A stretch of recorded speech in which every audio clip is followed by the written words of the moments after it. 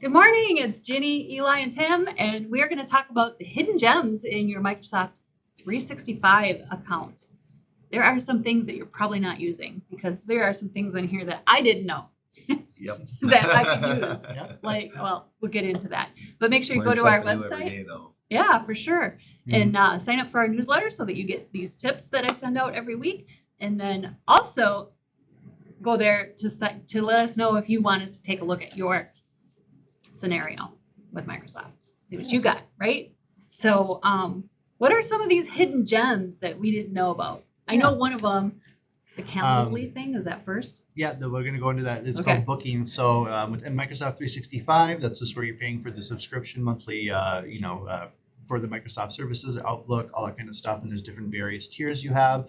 A lot of these are actually in even the very basic, they call it the Microsoft Business Basic and the Microsoft 365 Business Standard have some of these features. So even the lower tier, not the premium, will have some of these that you might not be using them. So the first one is bookings. So that's very similar to if you've seen like a Calendly.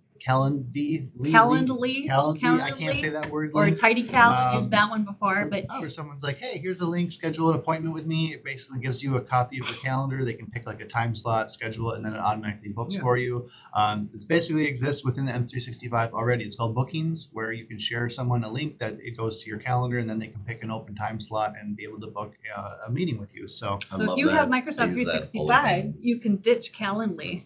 Yep. It's just saying. Yep. And it makes it easy. And then I don't know, I haven't really played with it a lot of the configuration, but I'm sure there's thresholds, like if someone cancels a meeting before and all kind of stuff. I'm sure it has lots of stuff like that to kind of make your life a lot easier and to avoid that double booking. So, Yes. Have you? It will like for Outlook for scheduling appointments and everything. Yep. Yeah, you can choose whether it's Teams or not, where you're going. It'll show you. For us, we have it hooked up with our ConnectWise calendar, but it'll tell me when I schedule something if there's a conflict? scheduling conflict. Yeah. Mm-hmm. If the other person's sharing their status and everything, it'll tell me if theirs is conflicting. So cool. And it'll tell both parties yes, no, or maybe for an RSVP. So no, it's really slick. Nice. Cool. Yeah. So yeah, definitely look into it. There's cloud storage where most people they see the OneDrive in the corner, and by default, usually you have to click sign into OneDrive and re-sign into it again the first time you set it up. So a lot of people may not have done that step, and then when you first sign into it, it says, do you want to sync your data to the cloud? Usually say yes to that. You can pick your desktop, your documents, your downloads, your typical folders. If you have a specific folder, you can set that up too, and that will then sync to the cloud for you and then be accessible on all your devices that you log in through Microsoft if you have Azure AD and stuff. So an example, and it's up to 1 terabyte per user, which for most standard users with documents is more than enough storage space. Where you need more than that is if you have some sort of power user who's doing some sort of network share or something, but then you would just use a SharePoint for that if you needed to. So if you're signed into OneDrive, you have a backup. In a sense, I don't like calling OneDrive a backup just because I'm technical with that. We'll go into that a little bit too. It's because if someone would ever breach your Microsoft account, technically they have access to your cloud and your local machine, so it's not really a true backup in the sense that it's separated from your account. But if it's a good backup in the sense of if you had like your computer, like your phone backup, you drop your phone in a puddle and now you go to Verizon or wherever it is, and you get your new phone and they can sync all your cloud photos back to your new device. It's like that in terms of your computer, where if you dropped your computer, your laptop, you broke it, all these files are in the cloud, so you can pull them back down to your device nice and easy in that sense. So it is a backup in that sense of like if you broke your computer and you have all your files follow you from when you log into the new computer, it does work like that. Or if I'm working from home, I still have access to the same files. Yep. Because at work, and it's very synced later. Yep. We'll go into the productivity tips in a little bit here as well too. Yeah. I'm jumping ahead. No, that's right. But yeah, so just to be aware that if you haven't signed into your OneDrive, go ahead and do it. Set up the syncing. It'll start syncing that stuff for you. Chances are, if it's configured through us, we've already done that for you, but it doesn't hurt to check. Thank you for doing that for me. Hey, you're welcome. So there's another feature called Webinar Hero. It's a newer one that they're touting through the teams. That one is on this business standard, so it does need to. It's not the very basic web apps. It has to be the desktop and web app licensing there.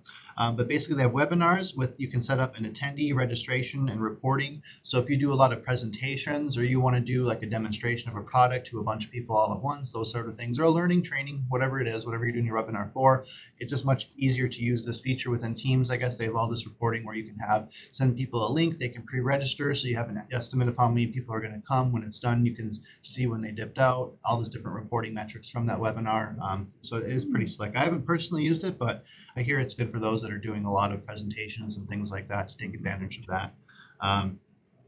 So this is where we go into like OneDrive productivity backup lists. I don't know what you want to call it here, but basically it talks about how OneDrive automatically backs up your desktop, your documents, your downloads.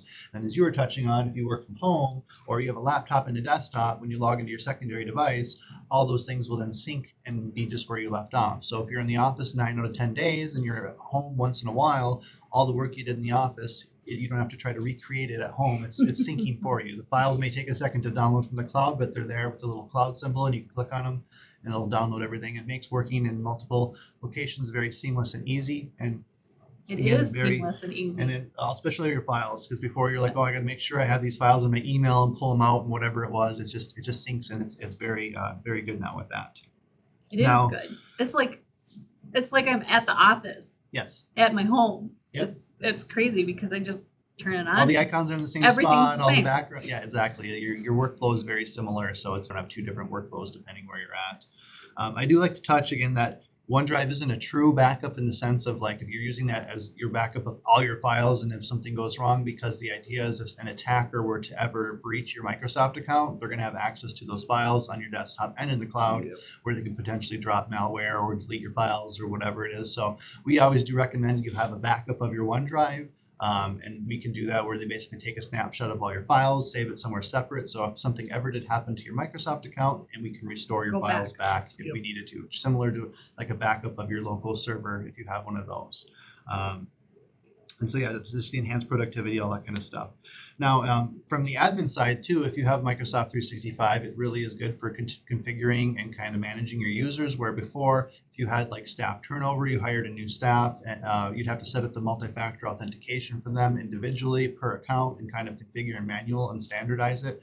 Now, if you have Azure Active Directory, for example, you can set what they call a conditional access rule, which is just a rule or a policy that affects everyone all the time. So within that, you could say, everyone working at company X has to have multi-factor authentication. So if you add a new user, Sally at business X, she's going to be enrolled automatically in multi-factor authentication. So there's no more manual looking at who's enrolled, who's not enrolled. You just know everyone is covered because it's required to be a participant of that Got it. company.